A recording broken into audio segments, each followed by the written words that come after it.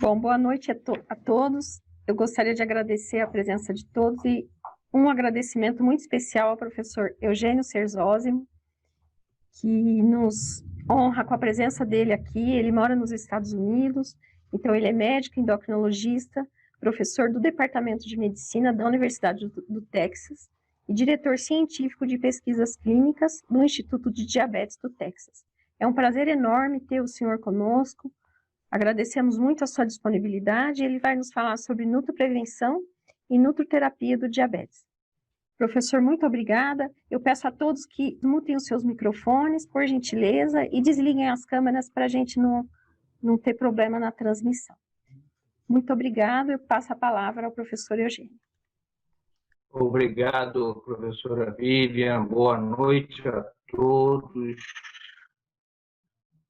Os meus agradecimentos aí pela participação. É um prazer, uma honra poder dividir com vocês algumas informações mais atuais sobre as manipulações nutricionais que auxiliam na prevenção e na terapia do diabetes. Eu, em particular, quero agradecer à professora Vivian pelo convite, ao Kemen, né, que é a parte técnica por trás disso tudo, e estender aqui um abraço cordial aos grandes heróis, né, aos nossos profissionais da saúde que estão aí na primeira linha. Nós todos sabemos como é difícil a dedicação deles, que estão aí tentando resolver os problemas agudos, imediatos dessa pandemia, e nós todos, cada um, obviamente, fazendo a sua parte para diminuir, né, minimizar a propagação da doença. Falando em pandemia, nós vamos, então, nos dedicar.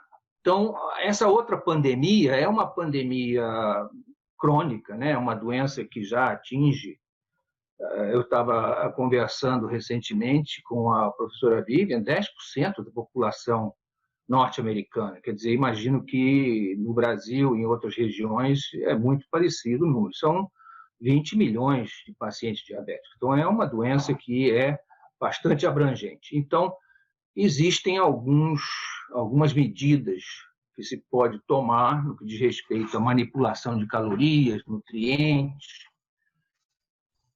para que diminua, né, o aparecimento e o desenvolvimento da doença, e também algumas formas, né, de tratamento nutrológico para que se possa minimizar as complicações de diabetes. Eu vou dividir essa palestra em duas fases, a primeira de prevenção e a segunda de tratamento, e vou mostrar para vocês algumas das novidades que existem aí nessa área. Mas antes de falar em prevenção do diabetes, né, é preciso rever um pouco a história natural do diabetes tipo 2, que é aquele paciente que é o paciente mais comum, né, o que mais visita o nosso consultório. O diabetes tipo 2, obviamente, é mais comum no adulto, e nesse gráfico vocês podem ver no diagrama superior os níveis plasmáticos de glicose, tanto na linha meio avermelhada e na linha azulada. Vocês podem ver que existe uma glicose, uma glicemia normal até o ponto pontilhado, né, da linha amarela, que é quando o diagnóstico de diabetes ocorre, que é o chamado ponto zero, a hiperglicemia de jejum. Mas notem, por exemplo, que o nível de glicose já vem subindo no período pós-prandial, inicialmente, e depois no período de jejum, alguns anos, que é o período chamado de pré-diabetes. É isso? O pré-diabetes é o chamado intolerância à glicose ou hiperglicemia de jejum, e vejam no diagrama inferior que existe uma resposta da insulina, o principal hormônio responsável pela regulação da glicose plasmática, que também não é uma resposta muito adequada. Existe uma resistência à insulina, a ação da insulina no tecido é dificultada, nós vamos discutir aí por algumas razões, e por isso o pâncreas, as células beta das ilhotas pancreáticas secretam uma insulina em grandes quantidades, cada vez maior. Por isso mantém a glicemia dentro de níveis normais, porque secretando insulina, você consegue vencer a resistência tissular, a resistência à ação da insulina a nível tissular. Então, a glicemia se mantém porque os níveis de insulina são muito altos. Mas notem, por exemplo, que quando o indivíduo desenvolve diabetes na linha pontilhada, é exatamente a secreção de insulina que cai. É nesse momento que a hiperglicemia de jejum se manifesta. E a hiperglicemia de jejum é a marca registrada do paciente diabético do diagnóstico de diabetes. E depois de estabelecido o diagnóstico, notem também que a linha de cor purpúrea, né, que é a secreção pancreática de insulina, decresce de forma rápida. Ou seja, há uma perda rápida e, digamos, inexorável, né, da secreção de insulina. Mas o que é importante nesse gráfico é mostrar que existe, sim, um período pré-diabético, que é onde a gente vai concentrar a prevenção da doença, e essa aceleração da doença que pode ser minimizada, reduzida, de acordo com algumas manipulações nos nutrientes e nas calorias. O diabetes, todos sabem, ele é função de dois grandes fatores, né, que se combinam, os fatores genéticos hereditários, que são manifestados ou não de acordo com os fatores ambientais. Quer dizer, é preciso que esses dois fatores estejam interagindo para que a hiperglicemia crônica, que é, como eu disse, a marca registrada do diabetes, se manifeste. Quanto aos fatores genéticos, hereditários, eles não podem ser modificados. Hoje, né, não existe uma terapia, a chamada terapia genética, que pode alterar os genes que são responsáveis por essa resistência à insulina a nível celular, a nível molecular, que é herdada, ela não é adquirida, né? Ela não é um fator ambiental, ela é trazida pelo DNA. Os indivíduos que têm risco, esses genes não foram ainda identificados. Existem, na verdade, mais de 200 genes que foram possivelmente envolvidos aí na geração da resistência à insulina e da secreção baixa de insulina, mas nenhum deles é exclusivamente responsável, unicamente responsável pela hiperglicemia crônica, que é o diabetes. A única característica que chama a atenção é que é uma doença com alto grau de penetrabilidade, ou seja, ela é comum em parentes de primeiro grau.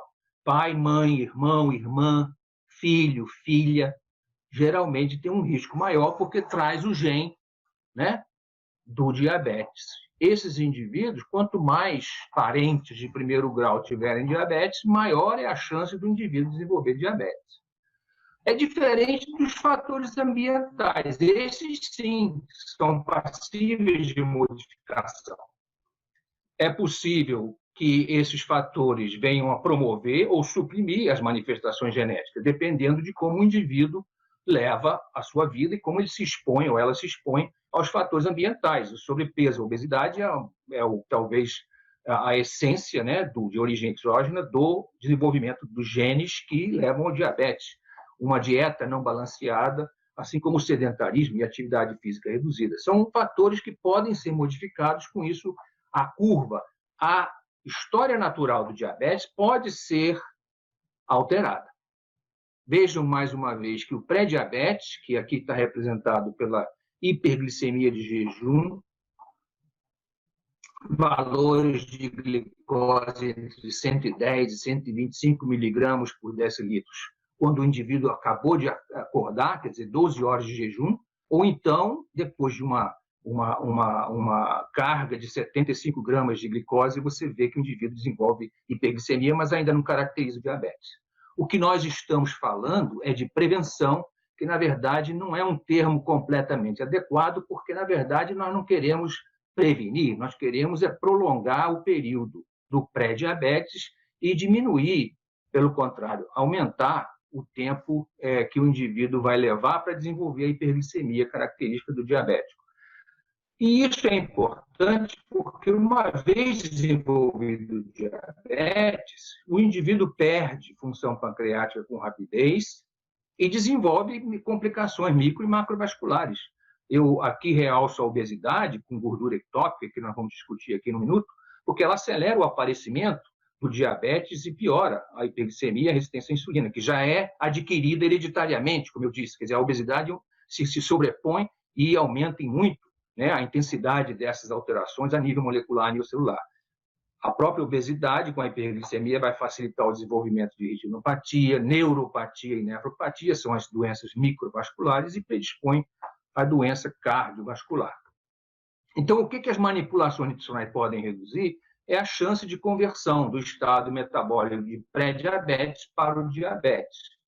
E essa chance de conversão sendo menor, o indivíduo leva uma vida como pré-diabético mais longa e uma vida como diabético mais curta, porque o diabetes em si é responsável pelas complicações e o pré-diabetes não tanto.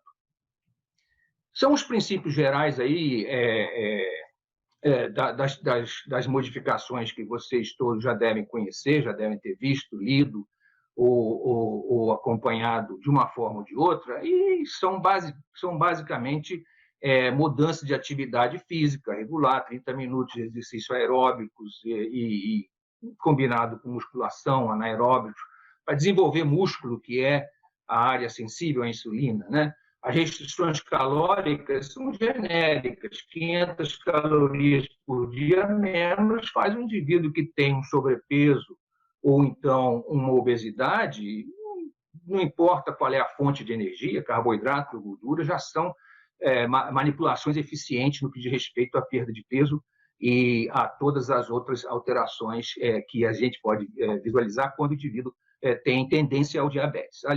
Vamos discutir um pouco sobre a ingesta de açúcares simples, gorduras saturadas, que vocês já conhecem, tem alguma relação com a doença cardiovascular, e a redução no sódio, sal de cozinha, naqueles que têm predisposição à hipertensão. É sempre preferível alimentos naturais, frutas e vegetais, e carboidratos complexos com fibras solúveis, e o consumo de produtos que tenham bastante óleo vegetal e nozes, castanhas, azeite de oliva, que também vamos discutir a seguir. São recomendações que têm base científica. Essas recomendações não apareceram da noite para o dia. É muito importante, quando se faz uma recomendação relativo à manipulação de nutrientes e calorias, que você tenha uma base científica, que você tenha um estudo ou vários estudos que comprovem os resultados. Eu queria só encerrar discutindo aqui um trabalho interessante que foi publicado recentemente no New England, republicado, né, porque os estudos foram feitos já há alguns anos atrás, e esse estudo foi revisto, né, com muito cuidado, e a conclusão foi exatamente a mesma. 7.000 pacientes na Espanha que foram acompanhados pelo grupo do Estros, e vê-se que a dieta mediterrânea, que é essencialmente, como eu disse antes, um consumo discreto de carnes e gordura animal, quer dizer, o leite magro em vez de leite gordo, né? E o uso liberal de óleos vegetais. Nesse estudo, eles até suplementavam azeite de oliva, nozes e castanhas, e uma ingesta preferencial de pescados e alimentos com carboidrato com índice glicêmico baixo, para minimizar a quantidade de gordura ectópica, né? E o grupo controle, metade desses 7.500 pacientes, eles simplesmente pediram a eles para limitar um pouco o uso de óleos vegetais e um consumo moderado de carne. E vejam o que aconteceu. Ao final de 5 anos, existiu uma diferença muito grande no índice de infarto agudo do miocárdio, doença cerebrovascular e mortalidade. Vejam o gráfico que está ali realçado em vermelho, como existe muito mais evento cardiovascular no indivíduo que não seguiu a dieta mediterrânea versus aqueles que seguiram, inclusive que foram suplementados com nozes e castanhas. E não só a mortalidade cardiovascular, como a mortalidade geral, a mortalidade total também foi menor. E eu chamo a atenção para o fato de que depois de 1 ano já existe uma separação da curva. Quer dizer, assim que se começa a seguir essas linhas de dieta mediterrânea ou de uso de óleos vegetais, nozes e castanhas, já existe uma diferença no infarto agudo do miocárdio, doença cardiovascular em geral. E, para encerrar, eu queria deixar com vocês mais 2 mensagens, né? Então, o consumo limitado de carboidratos simples, recomendado pela Organização Mundial de Saúde, já implantado em vários países, né?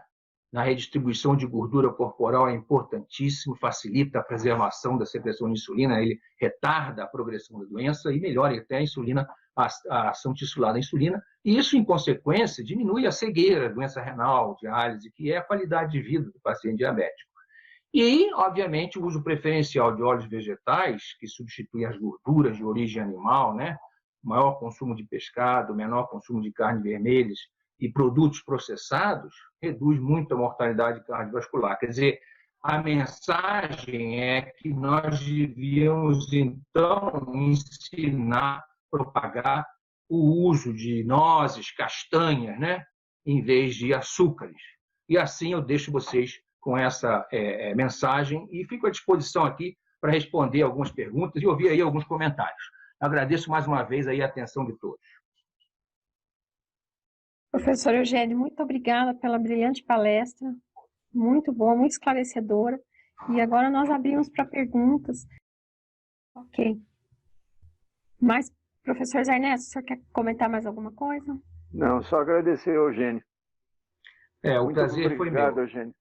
Muito obrigado a você também pela participação. Sim, todos vocês, eu estou vendo aqui que tem um número grande de gente aí do outro lado da linha e a forma como nós estamos interagindo, eu espero que tenha alcançado todos eles e que propaguem aí essas ideias que têm alguma base.